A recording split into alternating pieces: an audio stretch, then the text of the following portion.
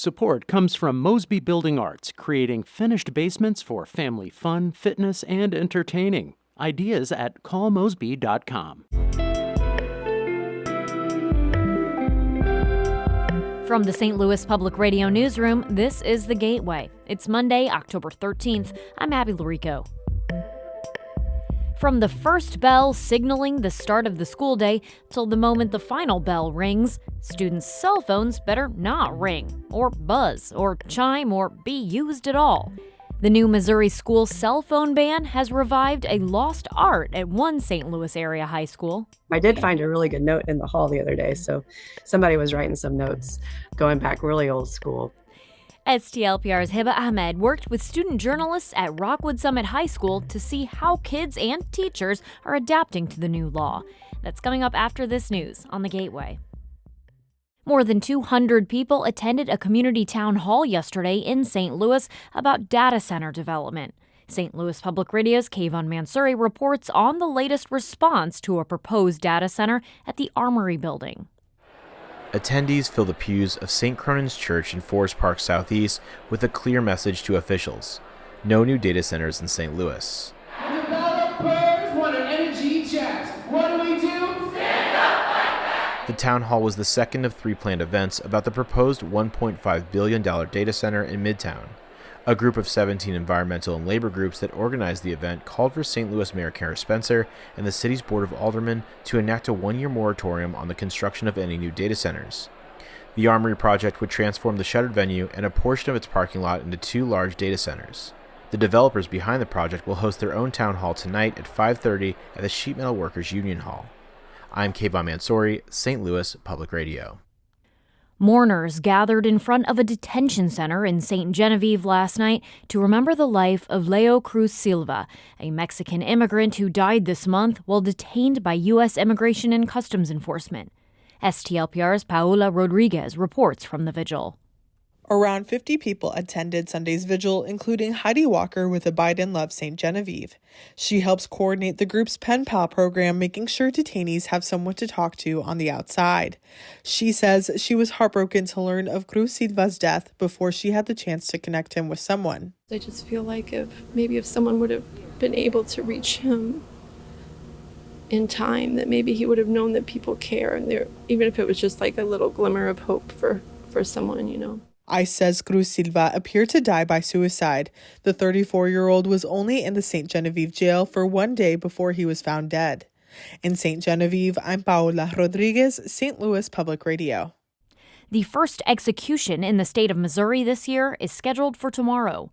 Representatives of Lance Shockley are seeking clemency. He was convicted of first-degree murder in the killing of Missouri State Highway Patrol Sergeant Carl Graham in 2005.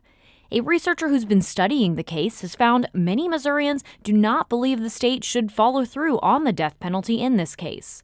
Nicholas Skewerich is a psychology professor at the University of California, Irvine.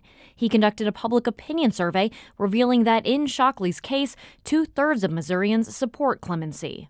Even among people who support the death penalty in principle, a good deal of them favor clemency in this case. A Carter County Circuit judge sentenced Shockley to death. Missouri is one of two states where a judge can impose the death penalty when a jury cannot come to a decision. St. Louis Sheriff Alfred Montgomery will remain in office for now after a St. Louis Circuit judge denied a third motion from the Missouri Attorney General Friday to have him removed. David Mason is a former St. Louis Circuit Court judge and is currently Montgomery's attorney. He says the judge made the right ruling. This case is not going to turn on, speculation, innuendo, rumor, headlines in the news. It's going to turn on the evidence that comes in front of the case, and that's where a judge is supposed to be. Judge Stephen R. Omer spent 20 minutes sharing frustration with the Attorney General's office in court Friday. Montgomery will remain on house arrest until tomorrow after being indicted on 5 federal felony charges last week. The St. Louis Zoo's new resident, Charlie, is its first Komodo dragon in 12 years. As St. Louis Public Radio's Chad Davis reports, the addition is part of the zoo's efforts to conserve the endangered species. Charlie was hatched out at the Denver Zoo in 2018 before being adopted by the Bronx Zoo, where he lived until now. The St. Louis Zoo adopted him in September and named him after former St. Louis Zoo director Charles H. Hessel. The species is native to Indonesia. Komodo National Park was founded in Indonesia to protect the lizards. Justin Eldon is the St. Louis Zoo's herpetology and aquatics curator. He says poachers and litter have threatened the species. Assuming that climate change doesn't take a toll on their island homes and assuming the situation with trash and debris can be taken care of somehow, we're optimistic about the future of these guys. The zoo built a habitat for Charlie that will debut this week during its Halloween festivities. I'm Chad Davis, St. Louis Public Radio.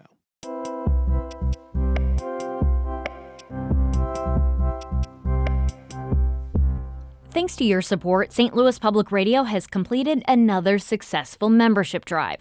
Your gifts are more vital than ever, especially in a year when public media has taken significant hits, from the loss of federal funding to the ongoing challenges facing independent journalism. We were shaken, but your support steadied us. Listeners in St. Louis, Rolla, and Quincy made it clear this station matters. Thank you. Thank you, thank you, thank you. The membership drive may be over, but we will always take your support. If you haven't contributed yet, you can donate at stlpr.org.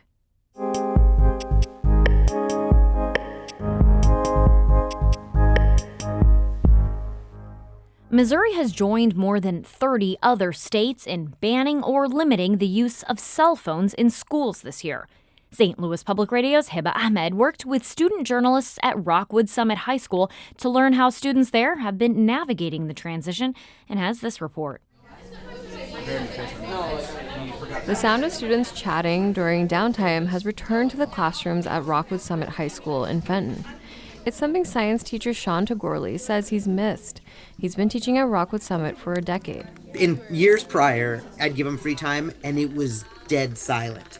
For like my perspective, whenever I give them a little bit of free time, it's so much louder now because they are like conversing and talking and getting together, and they're like moving tables, and then even a little bit of horseplay. But honestly, like, I kind of love it.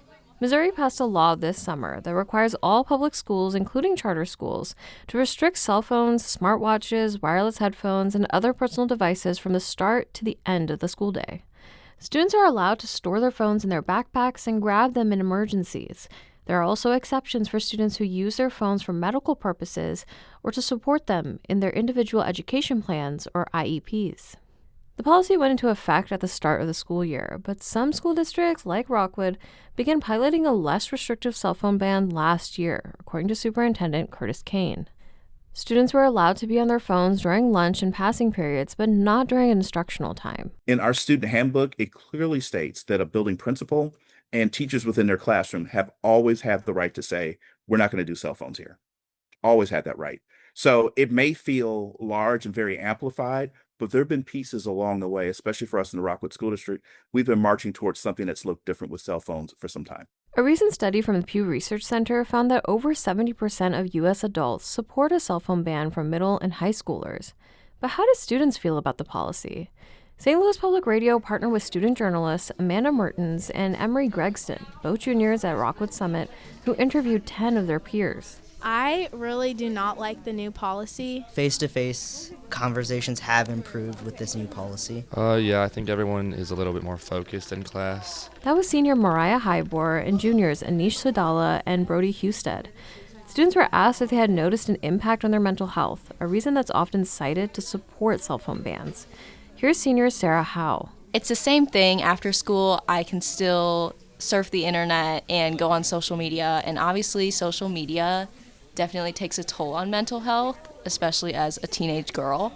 So I think it's the same effect on my mental health, whether I'm surfing the internet in school or out of school. Research is still in the early stages, so it's too soon to tell how cell phone bans may impact the mental health of minors.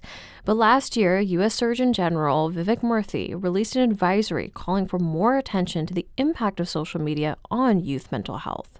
Rockwood Summit principal Emily McCown says that most students are following the new rules, but she started to see a couple of referrals trickle into her office as the school year carries on. She attributes the success to 3 things: last year's partial cell phone ban, regular reminders from teachers at the start of the day, and, if a kid is complaining about it, it's like, well, I mean, it's a law. now, right?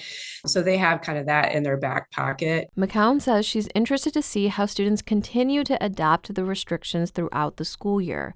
She's already noticed an age-old tradition make a reappearance. I did find a really good note in the hall the other day. So somebody was writing some notes going back really old school. And on that note, I'm Hiba Ahmad, St. Louis Public Radio.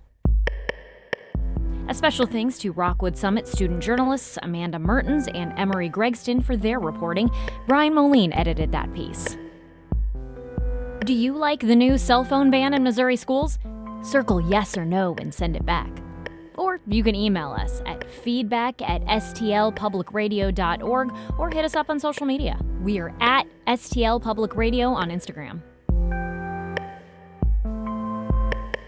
The Gateway is a production of St. Louis Public Radio, a listener-supported service of the University of Missouri St. Louis. Music by Ryan McNeely of Adult Fur. I'm Abby Larico, and from the St. Louis Public Radio newsroom, this has been The Gateway.